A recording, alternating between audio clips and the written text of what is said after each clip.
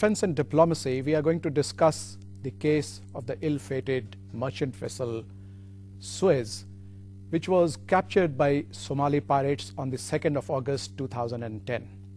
And since then, the captives demanded ransom.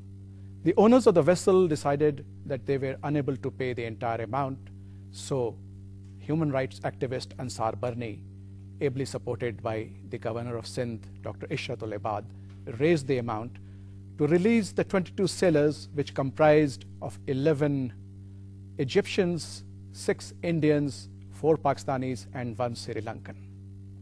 And ultimately, the Pakistan Navy came to the aid of this ill-fated ship. They are arriving today, but let me not steal the thunder from our guests who are here to discuss Pakistan Navy's operation Umeed-Nau, which was to rescue the ship and bring its sailors back to the safety coast of Karachi. We have with us today Vice Admiral Shahid Iqbal, who has been former Vice Chief of Naval Staff. Welcome, sir. And we have Advocate Tariq, Pirzada, a renowned analyst. So I did give a brief introduction, but for the sake of our viewers, Admiral, if you could please just bring the gist of what has happened so far. Actually, once the ship had been released by the pirates, and when they had been paid the ransom, and the ship was released somewhere around on the 13th of June. And once the ship sailed. But here, allow me to interrupt. Even the ransom money was dropped on the deck of the ship by the naval air arm. A helicopter went and dropped that money. Once they received the money, they counted it, and then they decided to release the sailors. I'm not privy to that, but I do understand that the money had been paid to the pirates. Then they decided to release the ship, and the ship was set free on the afternoon of the 13th of June. And while the ship was en route to Salalah, because the port of call was Salalah, and it shaped the course northward, steering course 035 and doing a speed of about 7 to 8 knots. And the ship encountered yet again a skiff boat carrying pirates somewhere close to the evening of the 15th. So having seen that skiff, the ship actually raised the alarm and sought for the escort from the Pakistan Navy. And responding to the call of the ship, the Navy decided to actually depute one of the ship, PNS Babar, which happened to be part of the counter piracy campaign and in the general area around. So the ship had been called and was told to actually provide the escort and ward off the pirates which had been threatening the ship. And I believe it fired some warning shots. That's how the pirates got scared. And yeah, this is once the ship came over there, and that it is reportedly that the pirates, they came as close as 1.5 nautical miles from the MV Suez, and then the ship Babar that intervened and maneuvered in a manner to place herself between the pirates and the merchant vessel, and fired actually the warning shots, because as a part of the SOP, the ships are supposed to fire the warning shots so that in case if they are actually decide to disengage, so that is good. And in case if they do not disengage and continue to pursue their attack, then actual shots are fired in order to neutralize the threat. So once the ship had fired the warning shots, and reportedly the skiff called off the attack and withdrew.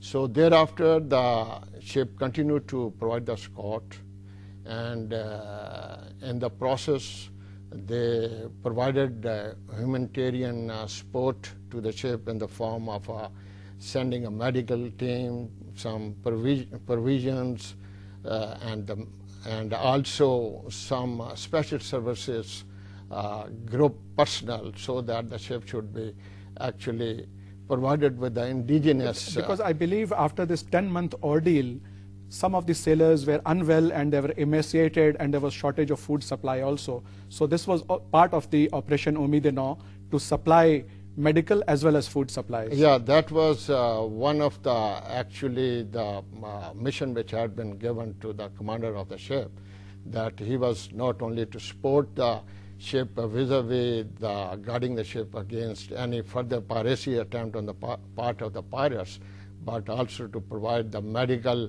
cover, also to provide the provisions and the eatable stores, and also to actually mount a detachment on board the MV itself so that it should be able to have indigenous actually protection.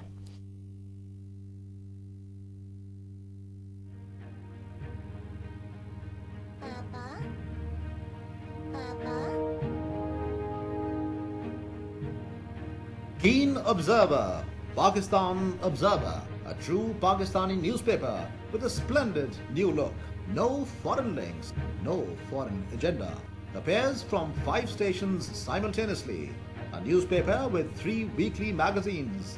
Over 300,000 daily visitations on its website. Now, more pages, more color, more news. Pakistan Observer, eyes and ears of Pakistan. Before we take this a little further, I want to take us a little behind.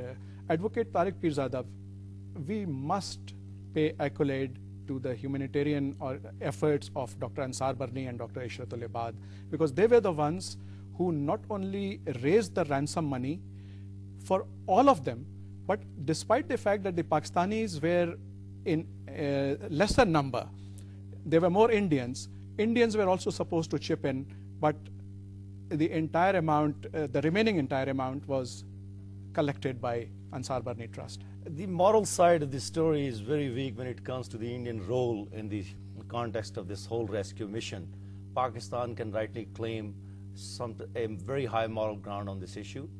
A private initiative by Ansar Barni of this in a difficult environment of the Arabian Sea and the Indian Ocean, and rescuing people when the majority of the people were not Pakistanis, they were either Indians or other communities. So the Egyptians and one Sri Lankan. So to look at the higher moral ground that Pakistan really followed in that, and I think that has been appreciated the world over. However, I do want to come to one very serious note.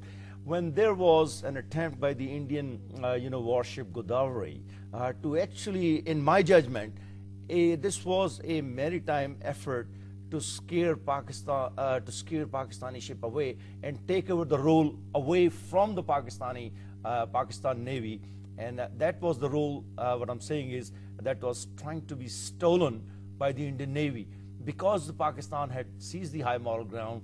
They sent the ship earlier. They provided the security umbrella to the staff of the MV Suez. Prior to that, I want to make a point. You see, 10 months have elapsed since this particular hijacking took place. The Indian TV initially raised a major hype. In fact, the families of the sailors, they approached their own Prime Minister, Dr. Manmohan Singh, and they also approached their government to come to their help.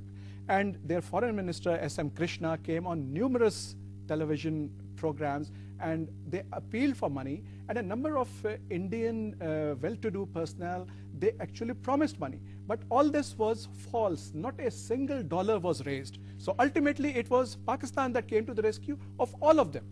Here is, I do want to add, the issue is this: what was actually the role the Indian Navy was trying to play? Was it a humanitarian role, or was it a role to challenge Pakistan Navy and discredit it in a way, in an area in which, as I said, the initiative taken by Pakistan Navy, the government of Pakistan, and in particular the governor of Sindh, Dr. Ishratul Ibad, that really over a period of months is commendable.